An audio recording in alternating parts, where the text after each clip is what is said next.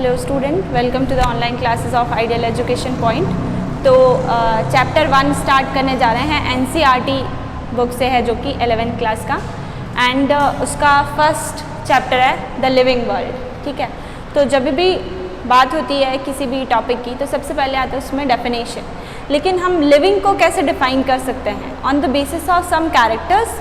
तो किसी भी, जैसे कोई चीज़ लिविंग है और कोई चीज़ नॉन लिविंग है, ठीक है, तो लिविंग के अंदर जो कैरेक्टरिस्टिक फीचर होंगे वो उसको डिफाइन करेंगे और वो कैरेक्टर्स नॉन लिविंग के अंदर प्रेजेंट नहीं हो सकते। ठीक है, तो सबसे पहला कैरेक्टर है, that is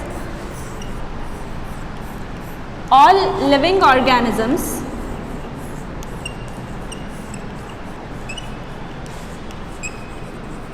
show growth.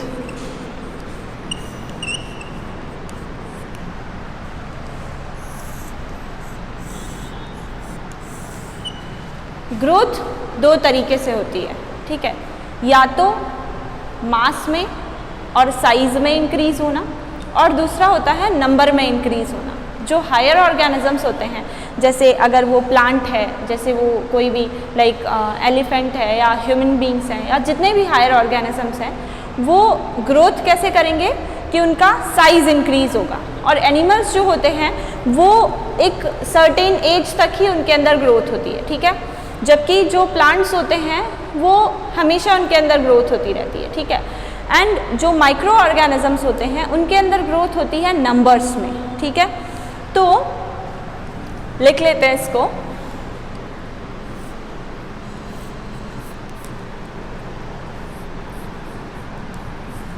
All higher organisms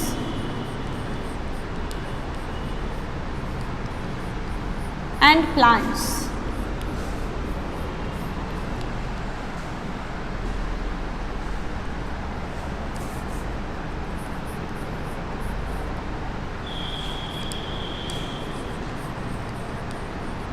show growth by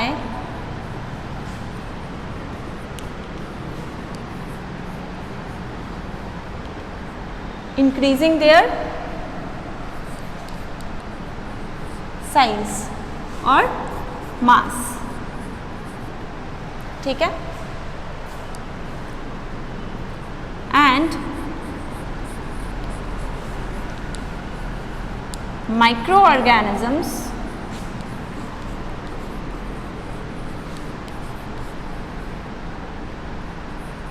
show growth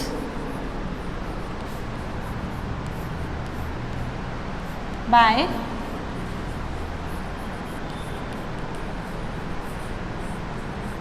increasing their number। ठीक है, तो जब हमने बात की ग्रोथ की, ग्रोथ मतलब किसी का भी साइज इंक्रीज होना, ठीक है, लेकिन अगर हम एक नॉन लिविंग सब्सटेंस की बात करते हैं उसका भी तो साइज इंक्रीज हो सकता है ना। हो सकता है कैसे? कि अगर एक माउंटेन है उसके ऊपर सब्सटेंस का डिपोजिशन होता जाए तो धीरे धीरे उसका साइज इंक्रीज होगा, लेकिन क्या वो लिविंग की कैटेगरी में आएगा? वो लिविंग की कैटेगरी में नहीं आ सकता है। ठीक है, तो ग्रोथ जो डिफाइनिंग फीचर, मतलब जो लिविंग ऑर्गेनिज्म का डिफाइनिंग फीचर है, वो किस टाइप की ग्रोथ है? Internal growth. ठीक है, तो एक होती है ग्रोथ, मतलब growth are of two type. The first is intrinsic,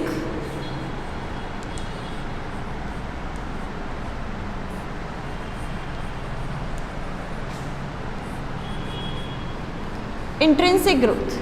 ठीक है, मतलब कि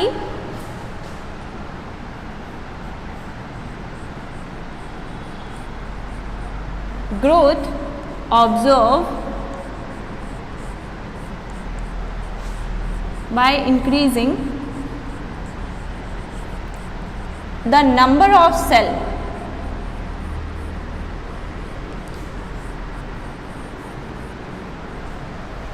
ठीक है, अगर सेल्स के नंबर में इंक्रीज होगा तो उस वाली ग्रोथ को हम क्या बोलेंगे? इंट्रिंसिक ग्रोथ, मतलब जो अंदर से हो रही है और किसी भी ऑर्गेनिज्म को बड़ा कर रही है। ठीक है, दूसरा है ग्रोथ का type extrinsic growth.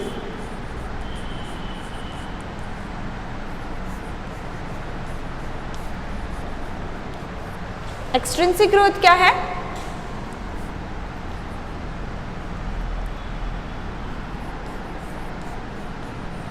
Type of growth in which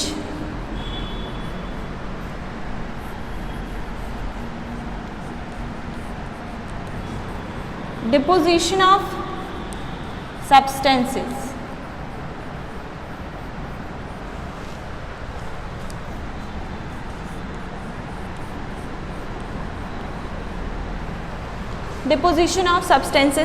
take place। ठीक है, तो इससे क्या होगा, जब बाहर से डिपोजिशन होगा सब्सटेंस का तो उसका साइज तो इंक्रीज होगा बट स्टिल हम उसको लिविंग की कैटेगरी में नहीं रख सकते हैं। ठीक है, ग्रोथ होने के बाद भी।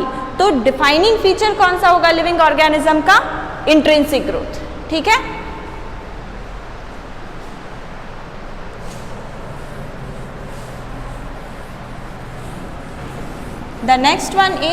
the next characteristic feature of growth is of living organism is metabolism।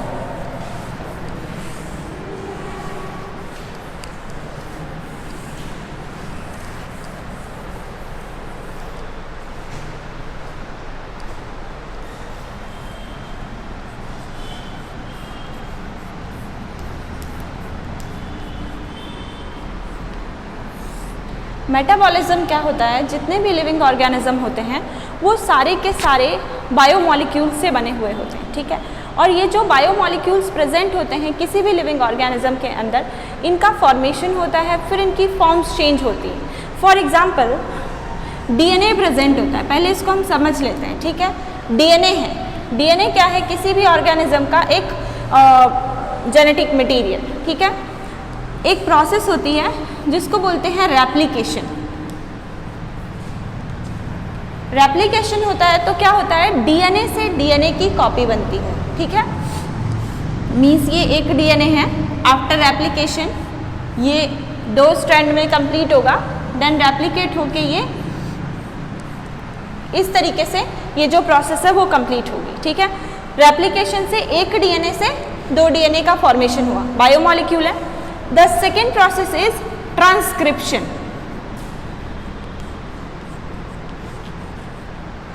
Transcription में क्या होता है? डीएनए जो है आरएनए में कन्वर्ट होता है। ठीक है, then the third process is translation. Translation में क्या होता है? एक टाइप ऑफ आरएनए है that is mRNA.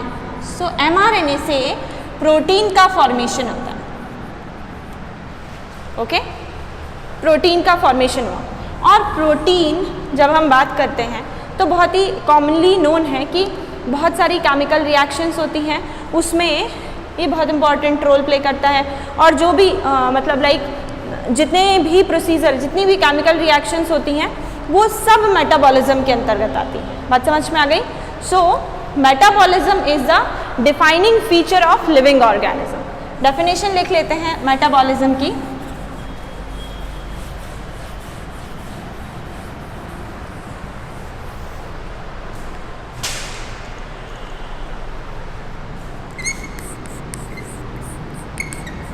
In living organisms,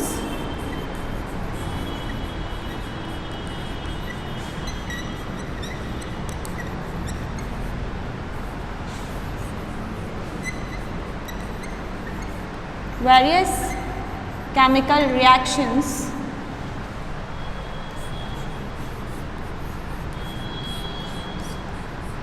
takes place for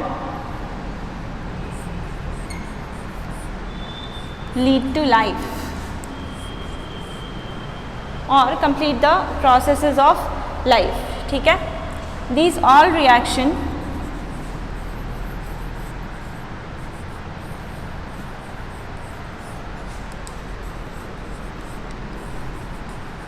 combinedly called as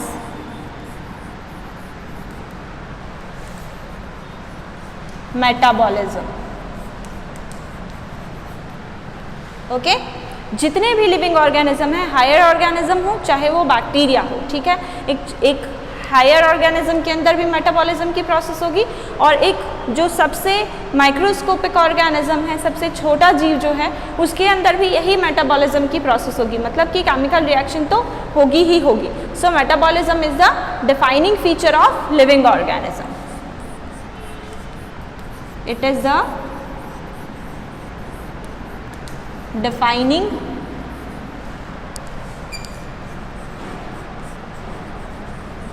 feature of living organism।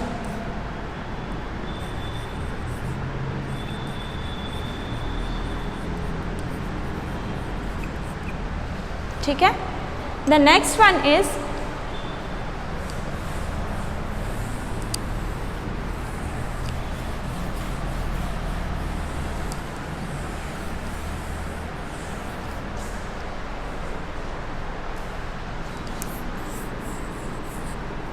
the third living character is reproduction। ठीक है। एक ऐसी प्रोसेस जिसमें कोई भी लिविंग ऑर्गेनिज्म अपनी स्पीशीज की कंटिन्यूटी को बनाए रखने के लिए अपने ही जैसी प्रोजनी बनाता है। ठीक है, उस प्रोसेस को रिप्रोडक्शन कहते हैं। तो इसमें इसको हम डिफाइनिंग फीचर नहीं बोल सकते हैं लिविंग ऑर्गेनिज्म का। ठीक है तो जितना रिप्रोडक्शन की जो प्रोसेस है वो लिविंग ऑर्गेनिज्म ही शो कर सकते हैं, नॉन लिविंग नहीं कर सकते हैं। ठीक है, लेकिन still it is not the defining feature.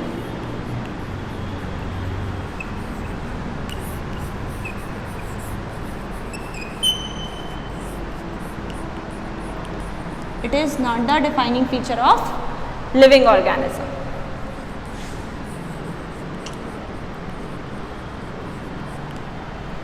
Whereas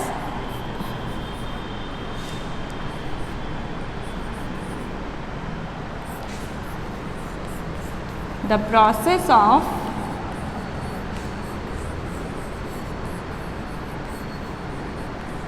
reproduction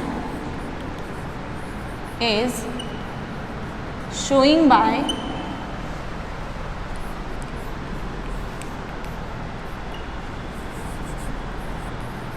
only living organism।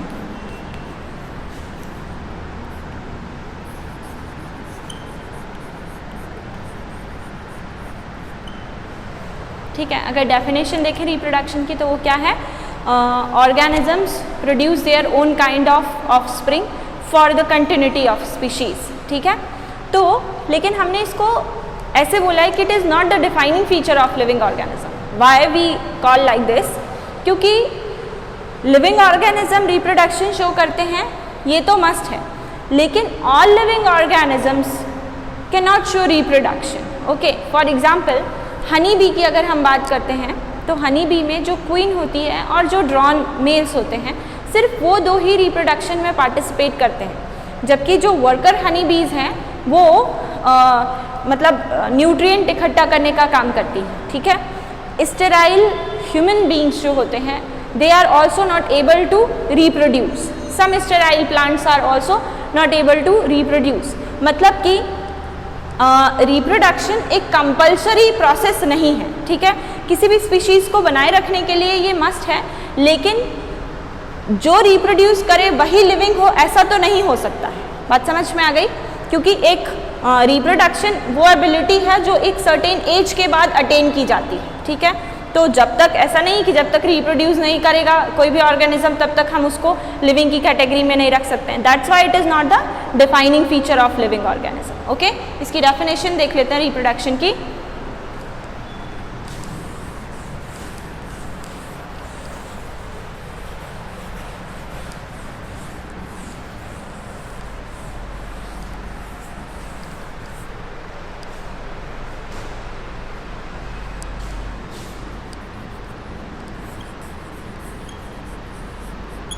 Organisms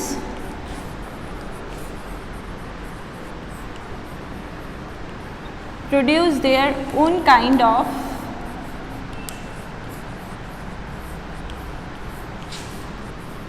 offsprings for the continuity of species.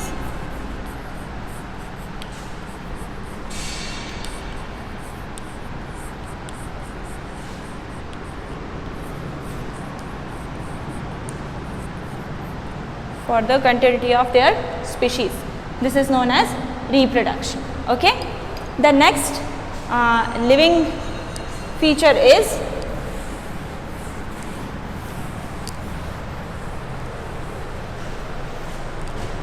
consequences.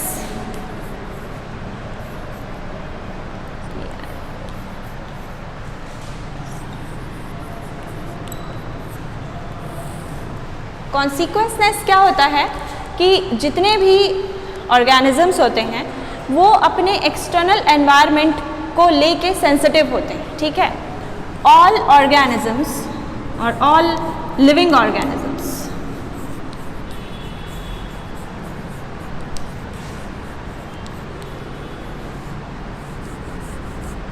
are able to sense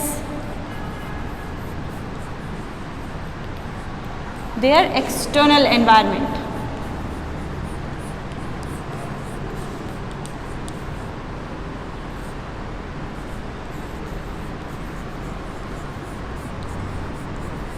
And react accordingly.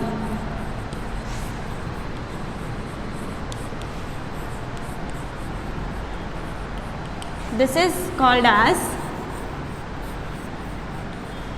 consequences.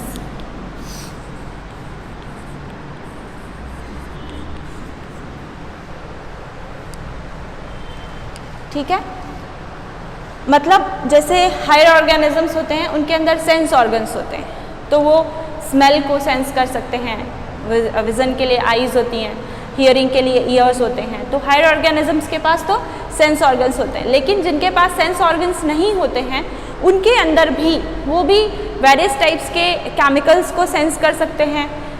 Environment किस तरीके का है, फेवरेबल है या फिर अनफेवरेबल है, उसको sense कर सकते हैं। जैसे फॉर एग्जांपल अगर हम बैक्टीरिया की बात करते हैं तो बैक्टीरिया को अगर सुक्रोज मीडियम में या फिर ग्लूकोज मीडियम में रखा जाएगा तो वो ग्रो करेगा, ठीक है। लेकिन अगर बैक्टीरिया को पेट्रोल मीडियम में रख दिया जाए, क्या वो ग्रो करेगा?